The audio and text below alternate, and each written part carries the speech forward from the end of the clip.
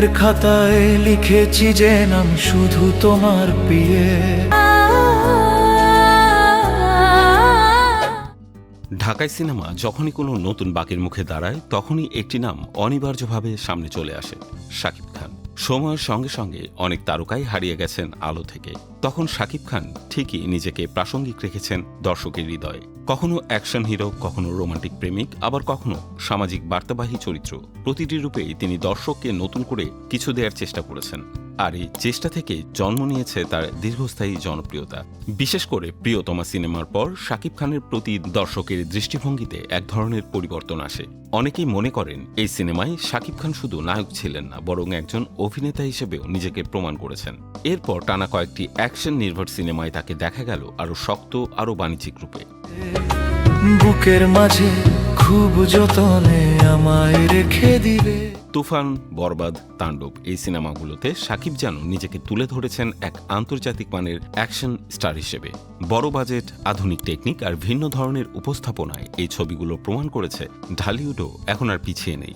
সামনে মুক্তির অপেক্ষায় থাকা সোলজার সিনেমা নিয়ে তাই প্রত্যাশার পারদ স্বাভাবিকভাবেই আরও উঁচুতে।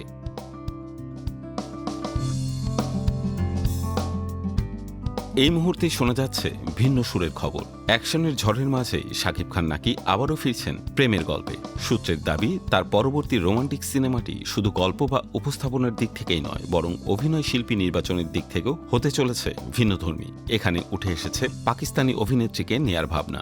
আমি শুধু তোমার হব, আমি শুধু তোমার হব। পাকিস্তানের টেলিভিশন ও চলচ্চিত্র জগতে হানিয়া আমির বর্তমানে অন্যতম জনপ্রিয় নাম। তার অভিনয়ের স্বাভাবিকতা, পর্দায় প্রাণবন্ত উপস্থিতি আর তরুণ দর্শকদের মধ্যে ব্যাপক গ্রহণযোগ্যতা তাকে আলাদা করে তুলেছে। তাই শাকিব খানের বিপরীতে তার নাম আলোচনায় আসাটা অনেকের কাছেই বিস্ময়কর নয়, বরং এই জুটি বাস্তবায়িত হলে সেটি হতে পারে দক্ষিণ এশিয়ার বিনোদন অঙ্গনে এক নতুন আলোচনার জন্ম। আমি শুধু তোমার হব, আমি শুধু তোমার হব। তবে বাস্তবতা হলো বিষয়টি এখনও গুঞ্জনের পর্যায়ে রয়েছে। হানিয়া আমিরের ব্যক্তিগত জীবনের ব্যস্ততা, বিশেষ করে সম্ভাব্য বিয়ে ও পরবর্তী সময়সূচি এই সিনেমার সিদ্ধান্তে বড় প্রভাব ফেলবে। দুই পক্ষই নাকি বিষয়টি নিয়ে সময় নিচ্ছে, সব দিক বিবেচনা করে চূড়ান্ত সিদ্ধান্ত নিতে চাইছে। কাছের মানুষ চাই না, দূরে যতই বাধা। সব মিলিয়ে পরিস্থিতি এখন টানটান।